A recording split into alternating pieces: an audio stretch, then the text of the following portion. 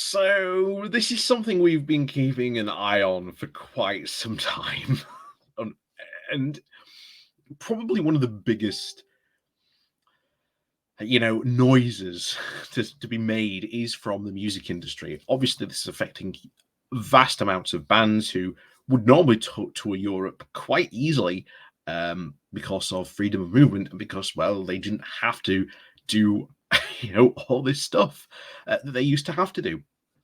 And this is going to strangle, I think, a lot of British talent from, being able to grow anymore. And I think the opportunities now are even more limited because it's not just, big bands. There are numerous bands out there who you have never even heard of, even passingly, or maybe never even got radio play, but they do a lot of touring, they do a lot of live shows, they have a big following, and they're able to make livings off that, being these sort of touring musicians, even though they've sort of never made that mega stardom that we sort of maybe would expect from sort of the music industry.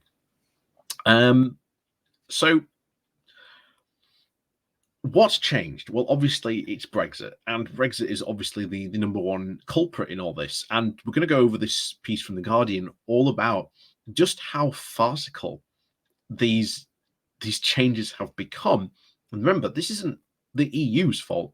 This is the UK, because it was the UK who refused to sign up to this in the first place. So yeah, let's go diving into this then. So yeah, please do remember to hit that like, share, and subscribe button. And of course, down below there are links to my Patreon page and a rotation link called Buy Me Coffee, where you can, well, buy me coffee. And as always, thank you very much to all those people who do help and support the channel that way. So over we go. Over to The Guardian with their tale about this of Brexit. Stage left. Bands tell a British band tells of the farcical barriers encountered on EU tour. Night after night, the Beatles honed their harmonies in the clubs of Hamburg, but now British bands trying to fine-tune their sound by playing in Europe are struggling to make ends meet, or giving up entirely, because of the barriers created by Brexit. And a charity for musicians has now said, Walt Disco, an up-and-coming goth glam band from Glasgow, have told of the near farcical barriers they faced on a recent tour in gigs in Ireland and the Netherlands. The first challenge was to complete the customs forms to get an ATA carnet, the instrument's passport, or to even get waivers for their van at border control. For Walt Disco's lead singer Jocelyn, 24, this meant buying their first bathroom scales and weighing themselves without weighing each instrument to notify customs of the weight of their temporary exports. The next challenge, they arrived in Belfast, was to work how to get clearance to actually travel across into the EU and on to Dublin. You'd think you'd just get on and off the ferry, and all you'd have to do is hand over the paperwork. But no, you have to find the customs area, which isn't in the ferry port. You have to drive around Belfast to find it, said their manager, Hamish Fingland. And the reference to the lack of implementation of the Northern Ireland Protocol. After their gig in Dublin, they took the ferry back to the UK to go to the continent. They had to again make more expensive freight as their route of equipment was now a declarable item. In Schiphol Airport in Amsterdam, there was a very similar confusion as they had left for further gigs in Texas. We were allowed ourselves over 3 hours so we could get to the customs on each side of the airport, which we well in advance of the show, but it was so far hard to find anybody in the airport or even knew where to go. We'd go to one of the customs bit and say, no, you need to go to the other end of the airport, she said. At £570 a time, the ATA carnet for the instruments eats into the very marginal income of small bands who look forward into a world that they're already trying to prove more expensive because of the price of petrol. Live performances can account for over 90 to 95% of a band's income, and according to Help Musicians, but Brexit has cut into that most important revenue of streams, restricting them to £1,000 worth of merchandise before they can even get into a higher taxable bracket.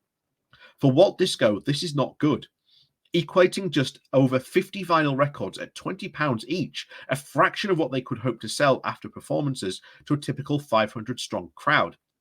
Generally, we were getting to a stage where we were thinking, is it worth it going to play at this place at the moment, said Finland. This is about careers. It's not about selling a box of spanners into the EU. It's about whether careers in music can be sustained for 10, 20, 40 years. What Disco's experience was atypical for the small bands trying to forge their careers in the EU in tours of 2022, said James Oldscroft, the chief executive of Help Musicians, which was established an over £250,000 fund this spring to help young musicians deal with Brexit. The time the Beatles spent performing in Hamburg before their record contract was formative to their sound, said Ainscourt.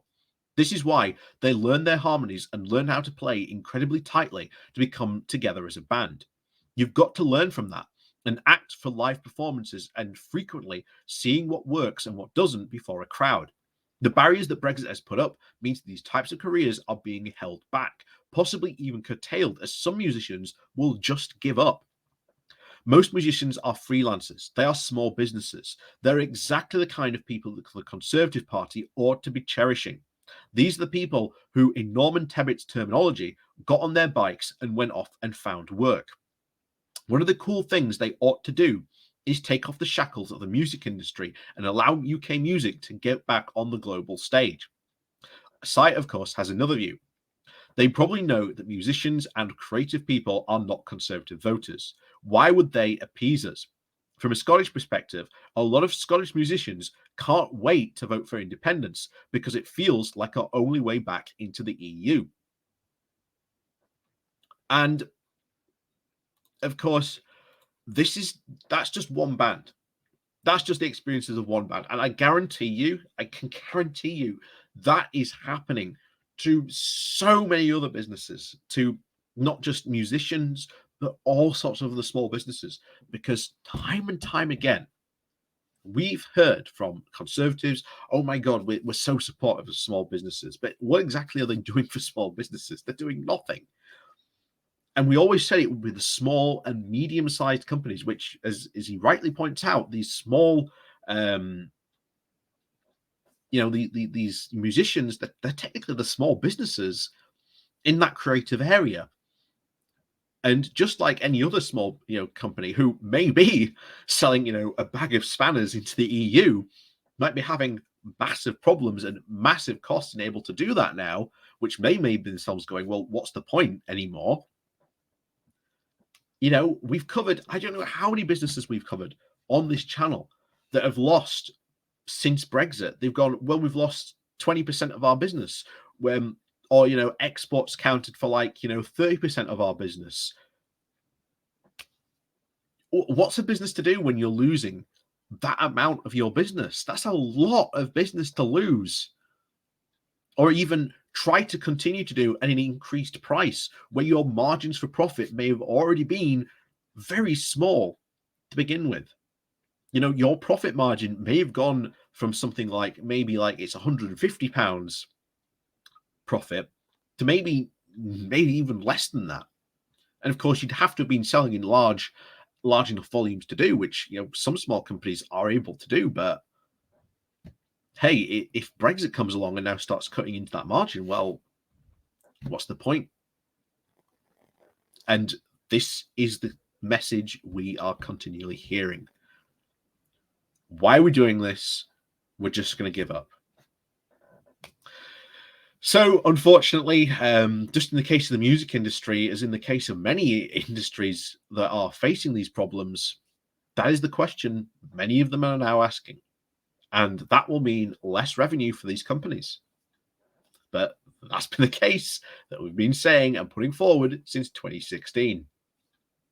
So, as always, thank you very much for watching. Please do remember to hit that like, share, and subscribe button. And of course, down below, there are links to my Patreon page and a donation link called Buy Me Coffee, where you can, buy me coffee. And as always, thank you very much for watching, and we'll see you all next time.